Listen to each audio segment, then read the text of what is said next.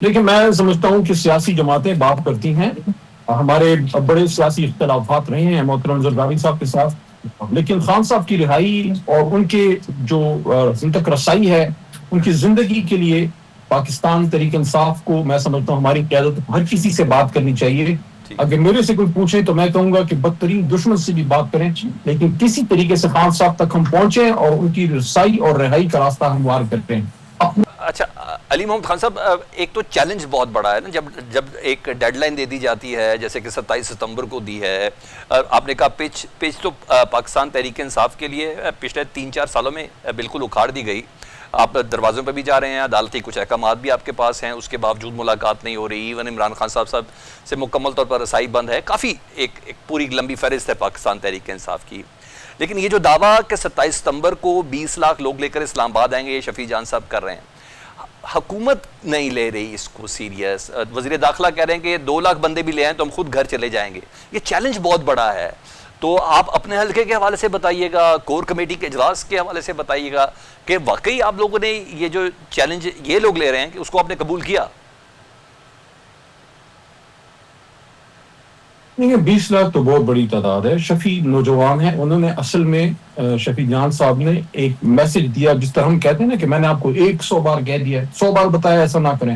ہم نے ٹھیک 100 بار نہیں بتایا ہوتا, ہم نے 2 بار کہا ہوتا ہے, لیکن جسٹ ٹو ایمفسائز, اس کو ہائی لائٹ کرنے کے لیے, اس کی اہمیت اجاگر کرنے کے لیے آپ کہتے ہیں 20 لاکھ بندہ تو پھر ایک ریولوشن ہوگا. 1 لاکھ, یہ محسن صاحب کی شاید آپ نے بات کی یا رانا صاحب کی, میں ان کو کہتا ہوں 2 لاکھ چھوڑیں, 1 لاکھ پہ نکل آیا تو آپ کے پسینے چھوٹ جائیں گے. لیکن میں طلال نے چودھری صاحب. جماعت کو یہ بات کی, جی میں جماعت کو یہ بات کی ہے, اپنی جماعت کو یہ بات کی ہے کہ جب کور کمیٹی میں اس پہ ڈسکشن ہو رہی تھی کہ عمران خان صاحب نے آخری بار جو احکامات تھے وہ یہ تھے کہ اب آپ نے ڈی چوک نہیں, اب آپ نے پورے ملک میں اسٹریٹ موومنٹ کرنی ہے اور احتجاج کو پھیلانا ہے پیسفل, کیونکہ کبھی بھی ہم نہیں چاہیں گے کہ دوبارہ 26 نومبر کی طرح قتل عام ہو. لیکن چونکہ ٹھیک اب اسلام آباد مارچ کی بات محترم وزیر اعلیٰ صاحب نے کی ہے, ان کی تیاریاں اس کے لیے شروع ہیں. جب وہ وقت آئے گا انشاءاللہ بڑی تعداد میں لوگ پورے ملک سے نکلیں گے. میں حکومت کو یہ کہنا چاہتا ہوں کہ آپ یہ اس موقع سے فائدہ اٹھائیے, اس میں 1.5 مہینے کا وقت ہے, اس دوران آپ گفتگو مذاکرات شروع کیجیے, اور سیاسی جو ماحول ہے, سیاسی مسائل مذاکرات سے حل ہوتے ہیں. یہ بیچ کے 1.5 مہینے کا میں سمجھتا ہوں اللہ کی طرف سے ایک موقع ہے, اس موقع کو ضائع نہ کیجیے. میں کبھی نہیں چاہوں گا کہ ہمارا ملک وہ 26 نومبر والے نظارے پھر دیکھیں. ٹھیک. اچھا علی محمد خان صاحب, پچھلے 3 دنوں میں مختلف وفاقی وزراء ہمارے ساتھ پروگرام میں ہوتے ہیں, وہ آپ کی اس احتجاج کی کال کے حوالے سے ایک خاص سینٹنس پاس کرتے ہیں کہ جو تحریک انصاف خود ہی اتنی اندرونی اختلافات اور خلفشار کا شکار ہے, جب قیادت ہی اتنی تقسیم ہے, تو آپ لوگوں کے لوگ اس وجہ سے احتجاج کے اندر نہیں آئیں گے اور یہ احتجاج کامیاب نہیں ہوگا. یہ ایک پرٹیکولر ایشو تو ہے تحریک انصاف کے اندر, کیونکہ کارکنوں کا اپنے لیڈرشپ کے ساتھ انٹیکٹ رہنا, ان کی بات پر تائید کرنا, یہ بڑا میٹر کرتا ہے. ایون آج جب اڈیالہ جیل پہنچے ہیں سہیل آفریدی صاحب, تو ان کے ساتھ کارکنوں سے زیادہ ان کے سٹاف اور میڈیا کے لوگ تھے.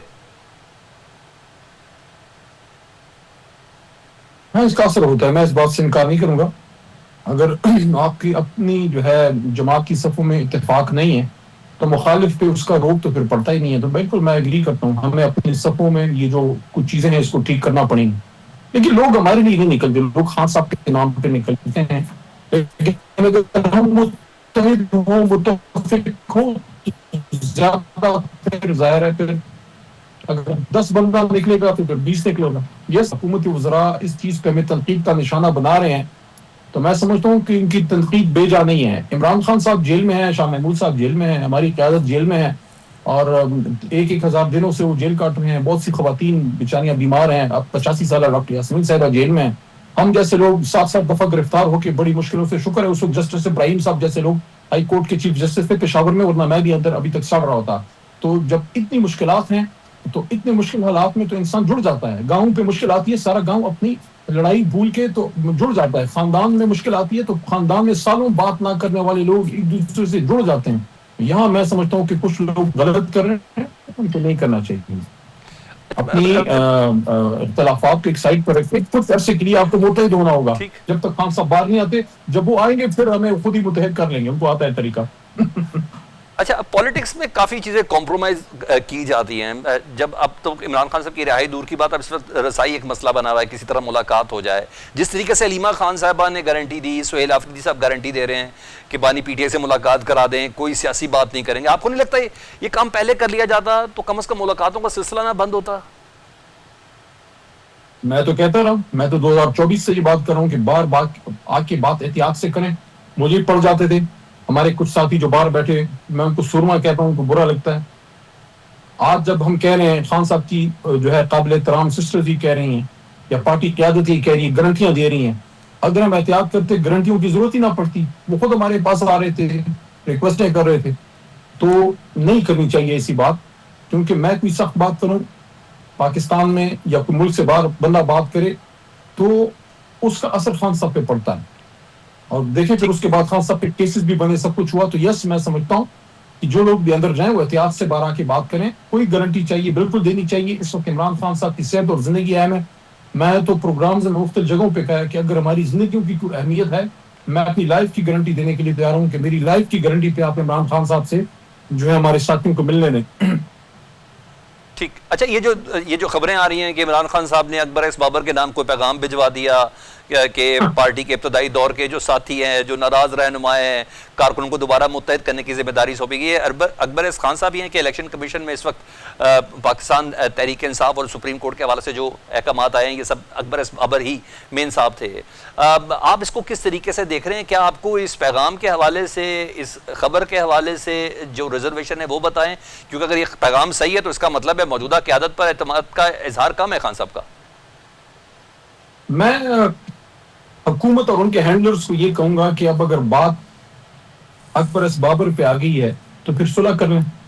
اگر آپ کے پاس آخری طرف کا پتہ اکبر ایس بابر صاحب آ گئے پھر صلح کر لیں. میں 2013 سے ایم ہوں الحمدللہ، اور میں نے ایک بار بھی اکبر ایس بابر صاحب کو تحریک انصاف کی کسی میٹنگ میں نہیں دیکھا. ماضی میں ہوں گے، قابل احترام ہے، لیکن انہوں نے پی ٹی آئی کو جتنا نقصان پہنچایا ہے کسی اور نے نہیں پہنچایا. تو خان صاحب انہیں کہیں گے کہ میں اب پتہ نہیں یہ کس نے.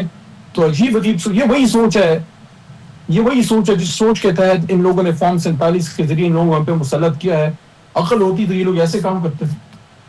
ٹھیک. اچھا پیپلز پارٹی سے مذاکرات کو لے کر پارٹی کی کیا پالیسی ہے؟ کل مرکزی سیکرٹری اطلاعات ہیں شیخ وقاص اکرم صاحب، وہ کہتے ہیں نون لیگ اور پیپلز پارٹی والے تو چور ہیں، ان کے ساتھ کس طریقے سے مذاکرات ہو سکتے ہیں. مگر خبر یہ بھی ہے کہ تحریک تحفظ یعنی پاکستان نے پیپلز پارٹی کے ساتھ مذاکرات کے لیے کوئی گرین سگنل دیا ہے. تھوڑا بتائیے. لیکن میں سمجھتا ہوں کہ سیاسی جماعتیں بات کرتی ہیں. ہمارے بڑے سیاسی اختلافات رہے ہیں محترم زرداری صاحب کے ساتھ، لیکن خان صاحب کی رہائی اور ان کے جو ان تک رسائی ہے، ان کی زندگی کے لیے پاکستان تحریک انصاف کو میں سمجھتا ہوں ہماری قیادت ہر کسی سے بات کرنی چاہیے. اگر میرے سے کوئی پوچھے تو میں کہوں گا کہ بدترین دشمن سے بھی بات کریں، لیکن کسی طریقے سے خان صاحب تک ہم پہنچیں اور ان کی رسائی اور رہائی کا راستہ ہموار کرتے ہیں.